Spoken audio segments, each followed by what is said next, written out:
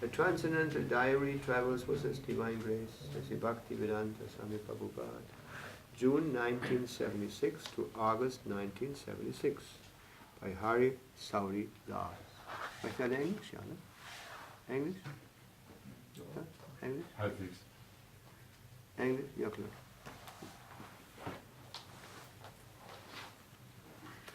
So, die Herren Lesezeichen, ach, ich lese das normalerweise nicht, ne?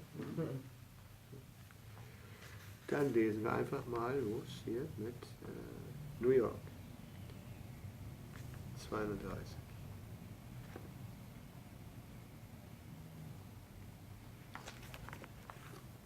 Namam Vishnu Padaya Krishna Prastaya Bhutale Srimati Bhakti Vedanta Swami Namane Namaste Saraswati Devi Gauravani Pacharine Nirvishesha Shunyavadi Pashtadhyani Shatarine. Chapter 3, New York, July 9th, 1976. Prabhupada arrived at the LaGuardia airport at 10 a.m. to a fantastic reception, equal in enthusiasm, if not in scale, to his Los Angeles arrival. Tamar Krishna Goswami, Tipurari Swami, and Rameshwar Swami garlanded him as he came off the plane, forming a saffron escort through the departure lounge. Then 200 devotees greeted him with unbounded enthusiasm, which required the presence of a special police contingent to disperse any congestion of the airport. Hemanga Das had a large, elaborately decorated ceremonial umbrella over Srila Prabhupada's head. The Bhakti Rasa theatre group danced, and everyone else threw flowers and chanted Hare Krishna as Prabhupada made his way to the car, pausing only to answer a few questions from reporters. It was both colorful and exciting to watch His Divine Grace stride through the airport like a person returning home after long absence, looking confident and happy, rest in multicolored roses. Heavy traffic made it a long drive to the temple. Jayananda Prabhu, who had supported the temple in San Francisco in its beginning days by driving a taxi, chauffeured the brown LTD. Prabhupada was happy to see him, recalling how he was driving and chanting in San Francisco and how he had given him $5,000 donation for printing his books. He said that Jayananda was a very good boy. As we came to Manhattan over the Borough Bridge and down FDR Drive, Prabhupada recollected. In New York, I feel a little homely because first I came here. I was loitering on the street here and there. From 1965 September to 67 July, continuously I stayed in New York. Rameshwar quoted Tamar Krishna Maharaj. Rameshwar quoted Tamar Krishna Maharaj's comment in this morning's class that the devotee cannot understand the good fortune of this city that Prabhupada came here. Prabhupada smiled. Yes, when I decided I shall go to foreign countries, I never thought of going to London. I thought of coming here. Generally, they go to London, but I thought, no, I shall go to New York. Very progressive, Tamar Krishna said. Prabhupada laughed. I do not know. It is Krishna's dictation. I could have gone to London. London was nearer. But I thought, no, I shall go to New York. He picked out different streets and places he used to visit as we drove past them. He said he was loitering, going to one place to another, aimlessly, and sometimes sitting by the river beneath the Brooklyn Bridge, thinking, When will I return to India? Rameshwar told him some of the book production and distribution news. Ridananda Maharaj was sending another volume of Srimad Bhagavatam in Spanish to the printer today, and before Srila Prabhupada leaves New York, he will present him with a Spanish Krishna book. On July 4th, they sold over 30,000 BTGs in Los Angeles, and Satsvarup Goswami has reported over 75 standing orders sold by the Library Party in America during June, despite the fact that the schools were closed.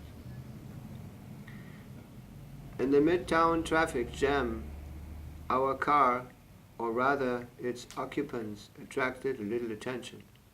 More than once a taxi driver called out as they came alongside.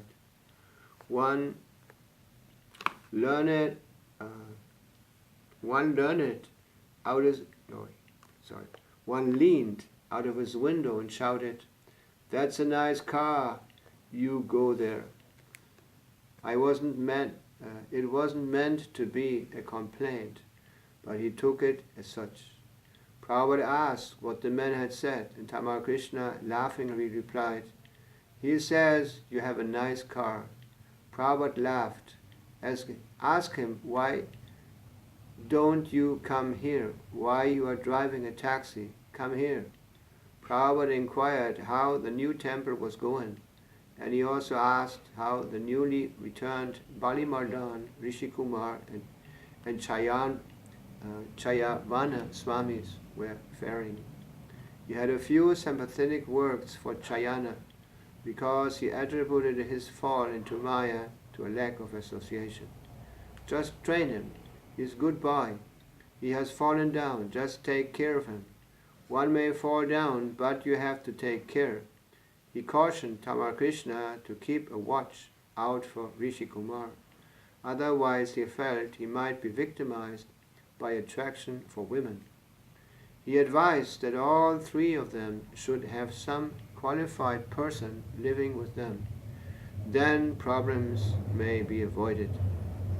Tamar Krishna told him the devotees have been working day and night for the last month and a half to make sure everything was ready for Srila Prabhupada's arrival.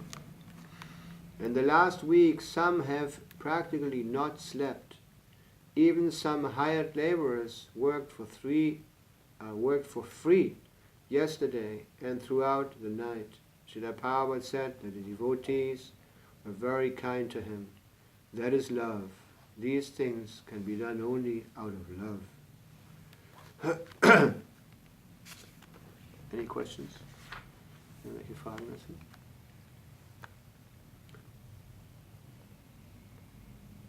No, so Prabhupada returned to New York. This was in 76. That means 1 year before Prabhupada left. So when they took him to New York, it is mentioned here, Prabhupada remembered all these different places where he had walked before. When he was alone, at that time when Prabhupada was completely alone, he would just wander around New York, and he mentions here he sometimes didn't know where to go, how to go, and what was what. Yeah. So, and in the meantime, the movement had increased beyond any imagination, at least the imagination of the new devotees. So Srila Prabhupada sometimes also mentioned that these first days in New York had been happy days. Just like when we look back also, when we started our Krishna consciousness, or we did something in the beginning, when we remember these things, we're very fond of these memories, isn't it? When you ask devotees, how do you come to Krishna consciousness? They all tell a very nice story how they came to Krishna consciousness. Like I mentioned the other day, or was it here? Not that before in our magazine, Back to God, and there was always this article, How I Came to Krishna Consciousness.